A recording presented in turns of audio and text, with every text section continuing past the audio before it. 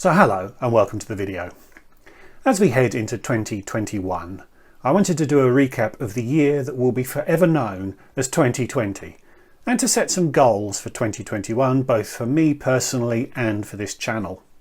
2020 didn't turn out as anyone had expected and 2021 doesn't look like it'll start much better, but I wanted to set out some goals for that year, not least for my own mental health. So stick around. Hi. I'm Matt. Over the last 25 years, I've travelled a lot. I've lived in 5 countries on 4 continents. I've flown over 1.3 million miles. I've visited over 100 countries, every American state, but I'm nowhere near done. So hit subscribe to see where I go next and perhaps get some inspiration for your next trip. So goodbye 2020. I did at least manage to squeeze in a couple of trips before the world shut down. I had a long weekend in Seville in January. I also went on a cruise. My parents were very keen cruisers, and after my father died a couple of years ago, I have taken to escorting my mum on a cruise each year. Indeed, we enjoy it so much that in 2020 we had actually planned to go on 2. In March, we took a cruise with Royal Caribbean out of Dubai, and it turned out to be one of the last cruises that operated anywhere in the world. So we got back to the UK in March and almost immediately went into the first UK lockdown. That resulted in all of the travel that I had planned for the rest of 2020 getting binned, along with some stuff I had planned for 2021, including a Caribbean cruise scheduled to coincide with a landmark birthday I have in January. That birthday will actually nudge me into priority group 9 for the UK vaccination, which means, all being well, I could find myself fully vaccinated by the end of March, which would be very, very helpful. And for the record, I have 0 concerns about receiving that vaccination. But the shutdown did give me the time and motivation to start this channel. I've had a 25-year career in and around the hospitality industry, and I want to use this channel as a means of sharing some of that experience and insight with you. So here are 6 things that I hope to be able to do in 2021. The first on that list is a cruise. We actually have one booked for early April, a transatlantic on Norwegian from Miami to Rome. I really enjoy cruising, and despite the reputation that cruise ships are just floating buffets for geriatrics, I think they are a valid option for enthusiastic and, dare I say, intrepid travellers. You get to visit a large number of very interesting places in a short period of time, and I've had some great experiences both on and off the ships. So up until now, cruises for me have been all about the ports, and I've regarded a sea day as being a wasted day. This transatlantic cruise, though, will have 6 or 7 sea days on the trot, so we'll see how that goes. They are still selling berths on this particular cruise, although I think it's 50-50 still as to whether it actually operates. So number 2 on my list is another cruise. So even if the April cruise goes ahead, we'll still look to do another one in 2021 to catch up on what we've missed out on, and I'll be keeping a close eye on the January sales for good offers. First choice would be a Caribbean cruise November time, but second choice would be a European cruise probably in September. And if April's cruise doesn't go ahead, we might actually end up doing both. Even the most pessimistic of scientists now expect September 2021 to represent something like normal. With a few exceptions, I generally tend to avoid travelling in July and August. 2 reasons. Firstly, they're about the only tolerable months to be in the UK, weather-wise, and secondly, the school holidays mean that prices are often quite inflated over the levels that you see at other times of the year. So trip number 3 for me will be a visit to Australia. I've mentioned a couple of times that I'm a dual British-Australian citizen, and I like to get to Australia each year if I possibly can. It didn't happen in 2020, so I really would like it to happen in 2021, provided of course Australia does let me in without having to endure a 2-week quarantine on arrival, and it's by no means certain that they will, even with vaccines on the horizon.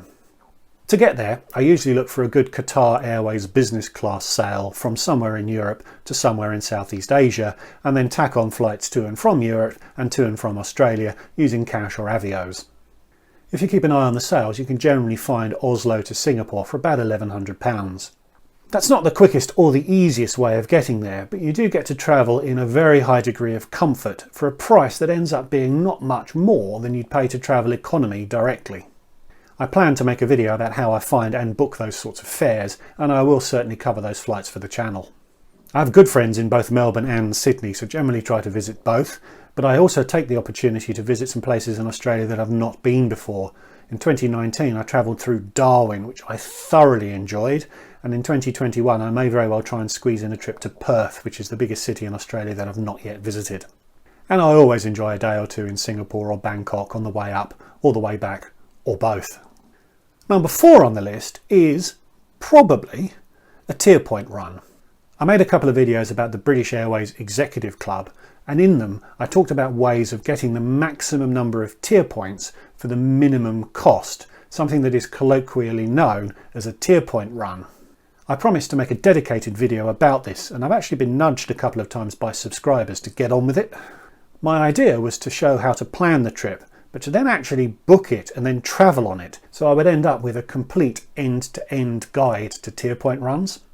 But I don't actually need tier points in 2021, as my BA Gold status has already been extended through to 2022 because of the shenanigans. And if travel is only really back to normal from September through December, that's a fairly narrow window of time to squeeze in all of these trips that I'd like to do, and the tier point run would probably be the first one I'd torpedo. On the other hand, I do really enjoy doing tier point runs, and they are an excellent way of harvesting avios as well as tier points, and avios have been pretty hard to come by in 2020. Also, August is actually a good month to find a tier point run, because business travel is down during the school holidays, and so there are seats to fill and fares to be had. So in the next week or two I plan to make that video about how to book a tier point run, and if in the process of doing so I spot something I like the look of, I may well go ahead and book it for August, even if it means I miss out on a week or so of decent UK weather. Number 5 on my list are Europe's second cities. So when I initially planned my channel, I got quite excited about doing a series around Europe's second cities. But what do I mean by that? Well, people enjoy weekends in Dublin, but how similar is a weekend in Cork, which is Ireland's second city? People love Prague, but what is Brno like? Budapest is great, but what about Debrecen? If you're a little fatigued by going to these headline cities, but are looking for something familiar yet different, then a trip to a second city might be the thing you're looking for. It might also save you a few quid too if you're travelling somewhere that isn't quite so touristy. So hopefully in 2021 I'll be able to make a trip or two to a European second city and kick off that series on this channel. Number 6 on my list is Other. I already have BA Gold status, but I would like to add Star Alliance Gold status to my arsenal as I ramp up my travel in coming years. It's quite easy to get Star Alliance Gold by matching across from BA Gold. Turkish and TAP in Portugal are currently doing that. The key though is to find an airline where you can retain that status beyond the initial matched period. So any other travel I get to do in 2021 is likely to be done with an eye on retaining a Star Alliance Gold. I'm keen to explore more of Africa, and TAP has a number of very interesting and competitively priced routes to that region. Ethiopian and Egyptian are also Star Alliance members. Lufthansa and LOT Polish are good ways of getting to the Caucasus, and I'm very keen to get to Georgia and Armenia. And Avianca and Copa will get you to South and Central America quite easily. So, all being well, in 2021 you can expect to see some trips to some interesting places on Star Alliance carriers. So there you go, quite ambitious.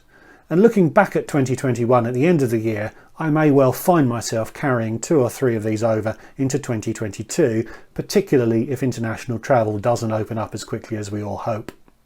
As regards goals for the channel, I plan to upload at least 60 videos in 2021. That's 1 a week, plus a handful of extras scattered through the year.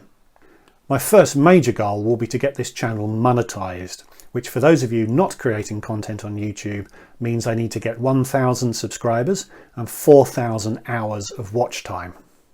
Progress so far has been pretty good, although videos of me actually travelling do much better than videos of me sitting here talking.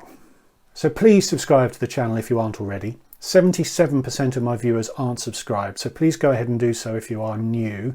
There's no charge and it really does help me out. And while you're at it, click the notification bell so YouTube will send you a little message whenever I upload a new video. Please also like this video. That sends a sign to YouTube that people are actually enjoying my content, as does leaving a comment, so please let me know what you're planning to do in 2021. And finally, I've enjoyed behind the scenes videos from creators who've been sharing their YouTube journey, so let me know if you'd be interested in that type of content. In January, I'm planning a couple of videos about how I actually make these videos, the equipment and the software that I use. That is content which should stay true to the travel theme of the channel, but it will allow me to dip my toe into the YouTube side of all of this, so look out for that. So thanks for watching, I hope you've enjoyed it. Like, comment, subscribe as I've said before, and I'll see you all again soon. Goodbye.